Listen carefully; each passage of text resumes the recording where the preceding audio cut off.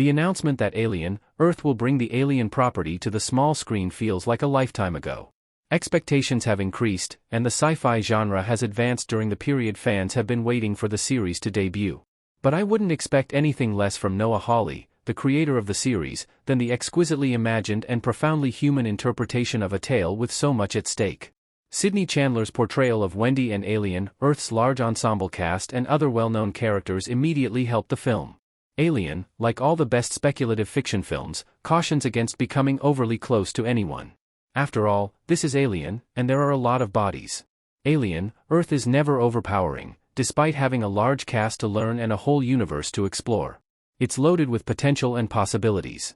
While the first episodes of Alien, Earth aren't flawless and occasionally sag under the weight of all the series must accomplish in a short amount of time, it doesn't take long to invest in the series. The pilot, Neverland, divides its time between a deep space vessel and a mysterious island on Earth, allowing the two threads of the story to close in on each other before finally crashing to get to the meat of the story. It's always fascinating to see how a science fiction show imagines the future, and the harmony of decaying, organic, vintage, and slick aspects creates a familiar yet alien Earth. Alien, Earth immediately establishes a connection to the broader franchise. It portrays itself as far more than just another sci-fi survival story, though, and makes deliberate use of the funding and recognition available to a program inside the oeuvre.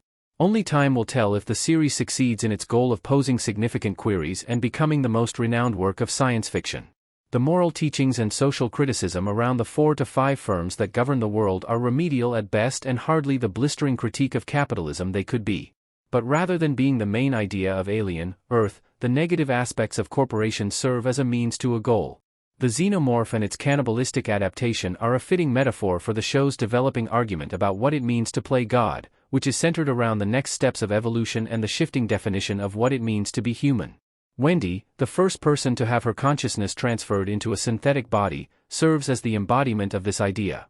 Shortly after, a number of other dying children are saved by the young billionaire boy Cavalier, Samuel Blanken.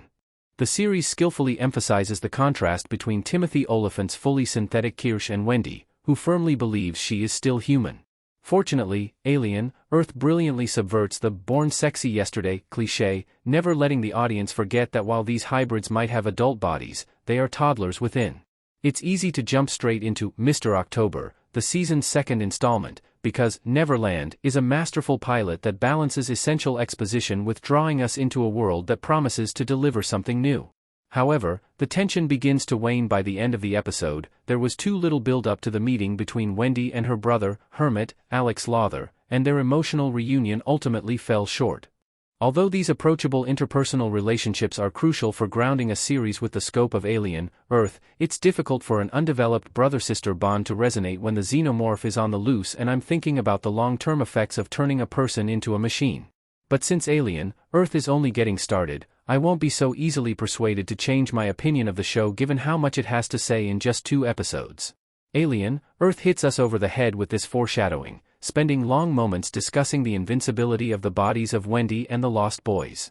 The foundation for a strong season has been successfully laid, and even though I don't fully believe Wendy and Hermit's connection yet, I'm deeply invested in Wendy and the kind of person she's going to be. The boy Cavalier undoubtedly has a few more tricks up his sleeve and is playing a long game with his hybrids, who are immediately set up to be the only beings capable of taking on the Xenomorph. This doesn't lessen my excitement for the impending confrontation, though. The series is ready to exploit its set pieces and well-executed production design to provide as much blood and guts as it does lofty philosophical reflections, based on the action we've seen thus far. Although Alien, Earth is sufficiently aware of itself and its audience to balance the horrific and the self-serious, there is some monologue about humanity and our purpose. Alien, I've been drawn to Earth, now I only need to see how long it can hold it.